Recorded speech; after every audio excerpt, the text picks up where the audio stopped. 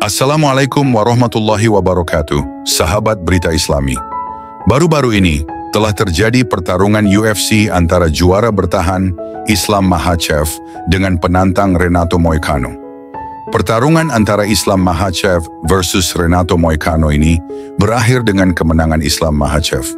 Islam Makhachev sukses mempertahankan sabuk juara kelas ringan usai mengalahkan Renato Moicano pada laga UFC 311 di Intuit Dome, Minggu 19 Januari 2025. Kemenangan pertama di tahun ini semakin memperkuat statusnya sebagai raja kelas ringan.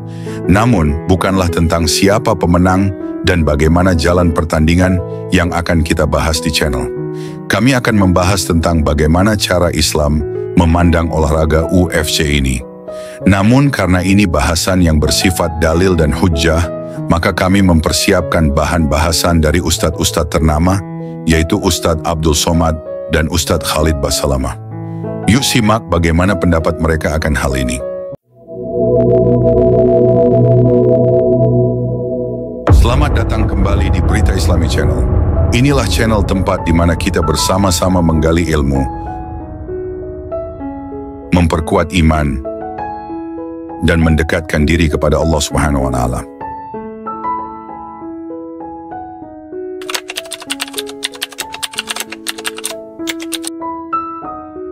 Apa hukum olahraga tinju dan semacamnya, juga bagi yang menyaksikan zalim, menganiaya orang, memukul orang, menghabiskan waktu, sedangkan catur dan dadu saja dalam mazhab Hanafi diharamkan, melalaikan sholat, padahal tak ada yang terluka karena main catur, tak ada yang terzalimi karena main dadu, tapi diharamkan. Apalagi ini?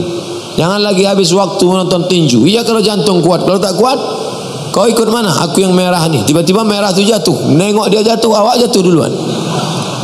Mati. Banyak kerja lain lagi. Ikut pengajian.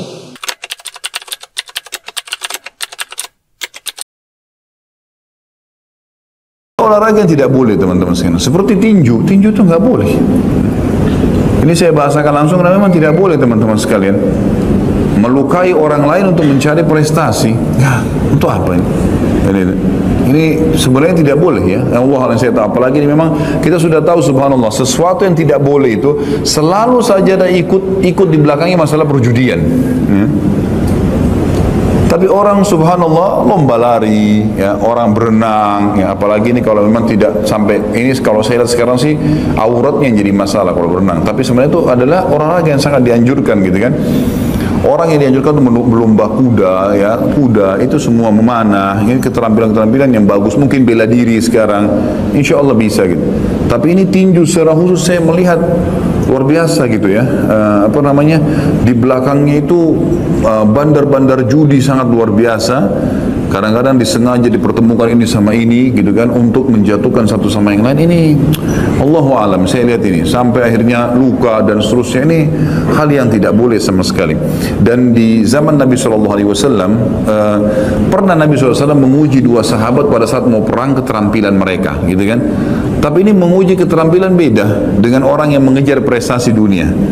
Karena dia mau ikut jihad, Nabi SAW belum izinkan. Ada satu orang umur 15 tahun Nabi izinkan karena badannya besar. Terus adiknya atau kakaknya datang mengatakannya, Rasulullah, kok anda izinkan adik saya atau kakak saya sendiri bisa, dan saya lebih hebat dari dia dalam bergulat ya Rasulullah. Kalau anda mau saya tunjukkan. Kata Nabi SAW melakukan, dia gulat sama saudaranya dan betul dia menang. Maka kata Nabi SAW ikutlah gitu kan.